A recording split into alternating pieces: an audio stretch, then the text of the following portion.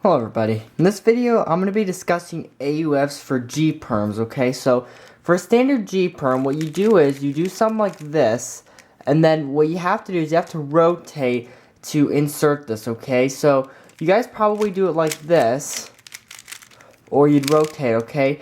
But rotating in the right direction can actually be very beneficial when you're doing your AUF afterwards. For this particular G Perm right here, I have to do a U move for an AUF after I do it, okay? So, I'll do the normal part here, okay? Now, rotating can actually be very crucial, okay? So, if I were to rotate this way, I would insert it, but then I'd have to re-grip it like this to do the AUF, okay? Now, if I rotate the other way, I would insert it, but then I can continue with this one right here. So, AUFing in the right way can be very beneficial. When it comes to these type of G Perms where you take the pair out first, it can be very beneficial if you do the AUF before you actually solve it, okay? So, when it's like this, I would take it out like this, and then I'd go like that, okay? So, it could be very beneficial to do it that way. In some cases, you may not have the option to do the AUF first, because when you do that, you're in a bad position to do the algorithm, okay? So, that would mean that you'd have to choose the practical location for this bar before you do it, okay? So, for example, this one here,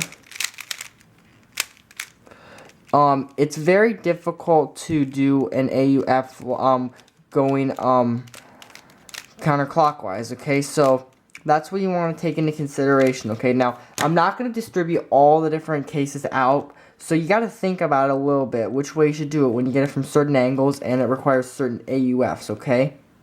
Another thing you can do for G Perms is you can also position it in a certain angle so that the AUF that you have at the end will be easier, okay? So there's multiple ways you can do a G Perm like this, okay? To do the first part, there's two ways you can do it. You can do it like this, right here. So what I did was I bring it down like this, and then I did a lowercase d move, and then did an F. And then you continue it like normal. And then of course there's this one where you take it out using F moves. And then the one right here where you take it out with a normal insertion, and you do an F2, okay? So those are some ways. And there's also the other way where you do this algorithm that goes like this. So, it really depends on that, okay? Alright, to sum it up, for G Perms where the headlights are connected to the bar, it's very crucial on rotating the right way so that your AUF at the end is going to be easy, okay? So, typically, if your AUF has to be a counterclockwise rotation, you'd want to rotate it to the back, okay? And then you'd want to do the rotation, okay? But for any others, it's better to do it from the front.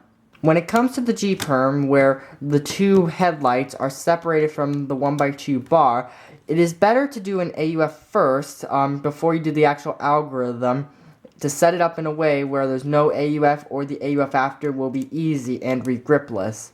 So I hope this video was helpful for you guys here. Let me know what you think about this and I'll make more of these. So thank you guys for watching and I'll see you guys on my next video.